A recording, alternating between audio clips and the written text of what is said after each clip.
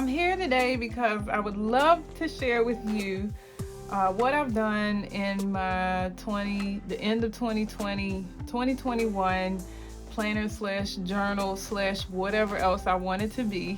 And so what you're looking at right now is my leather cover to my Stalogy notebook, which I purchased on Amazon, and this is a size B5. I like big and a lot of space, and so that's why I got the largest size available. And I just want to show you what I've been doing in this since the end of November, early December. So here in this pocket on the side, I have a perpetual calendar by Erin Condren, and they always came with the notebooks and planners that I had gotten in the past, and I never used them. And I have several of these, but they basically are for recurring dates that you want to remember. And so instead of using it for that purpose, my word of the year this year is pause. And so what I did was every day I wrote down one of the ways that I pause in January, and my goal is to continue this throughout the rest of the year. And so I keep that there so it's easy to access every day. And here we go. So my first page is a grid spacing page for the most part. Some of the boxes that I have labeled on the page are some boxes that I often or frequently use in my spreads, and so this just helps me to space everything out. And this was my spread for the last 2 days of November and the first week of December. And so I'm just going to share what each page represents. So sometimes I'll keep like important information on a sheet and then put a quote as well, just to keep the continuity of the page filled. And here is a journaling page, and so you'll see more journaling pages. I am a heavy journaler. I write the same 5 things every day, which I'll share with you in a different video soon. And I love images of beautiful ladies, and so I always have an image like that on the pages. And so all of these are journaling pages, and then you come to another week in December. So because of the holiday season, you'll see more Christmas themed photos and images and stickers. And so I kind of messed up this page, and so I cut it in half and made it like just a decorative page in the middle of my spread. So this was the first half of the week, and this is the second half of the week. And then I go into, these were the classes that I took in 2020 that I was going to continue to do in 2021. And so I listed them all because I clearly am signed up for a lot. And I continued journaling here. And these as well are journaling pages. What I like about this notebook is I don't have to stick to a structure. Like, I can journal on these pages when I want, I can plan on the pages when I want, I can write random things if I want. And so I like creating my own layouts, especially depending on my mood. So in December I made this bucket list out of stickers in a happy planner book, and then on this side I planned the week. And so this was a week I didn't have a lot going on, so I was able to fit the whole week on one page. And that's what I mean about having the autonomy to plan your weeks at will. And so here was Christmas week. Got a little more decorative at that time, and this was like a reflection of self-care from the month. And then we will transition into January. So here I made a tracker for my pause, my little pause book that I showed you from here. I just check off here every day that I write in the book. So if I forget, this tracker will remind me to go back to the book and make sure that I write down how I pause for the day, or that I need to pause for the day. And so this was the first week of January. So again, you'll see some spreads are larger, wider, and heavier than others. And then some days I have more to do than others. So like clearly at the beginning of the week, I had a lot planned out. I had a lot in the middle of the week and towards the end.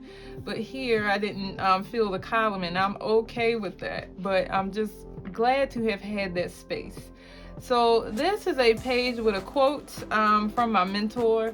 Sometimes when I hear something that really sticks to my soul, I want to see that large, and I want to run into it as I turn the pages of my notebook. And so when my mentor shared this, I wrote it large enough for me to stop and read when I need to, and then also decorated it with Happy Planner stickers.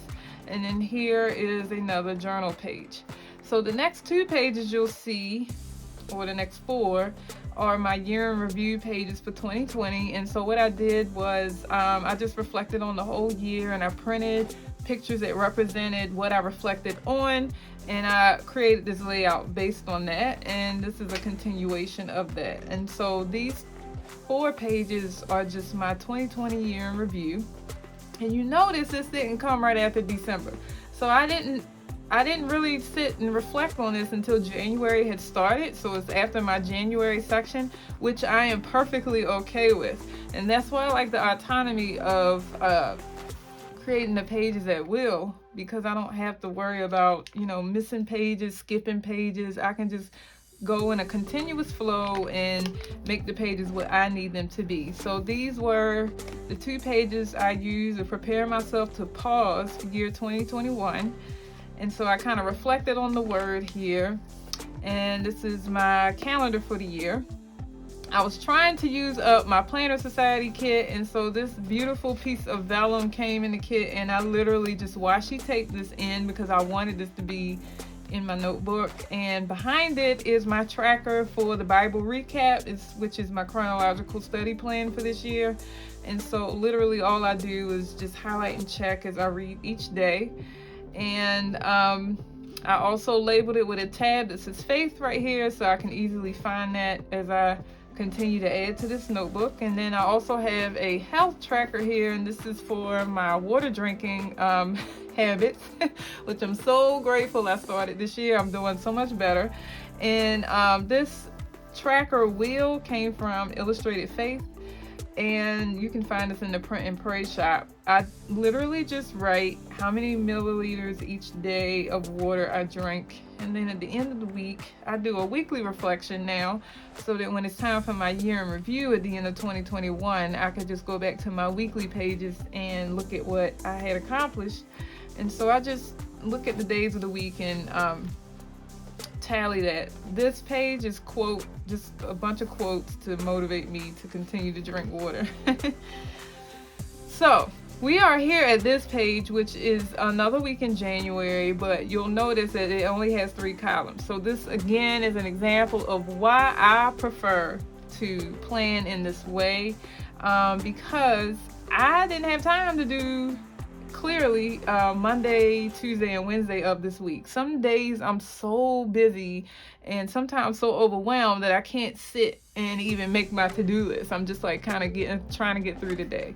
And so when I can sit and say, let me just, brain dump and put everything I need to do on the page, this sometimes is the outcome, just a couple of days of the week on one page, which I'm completely okay with.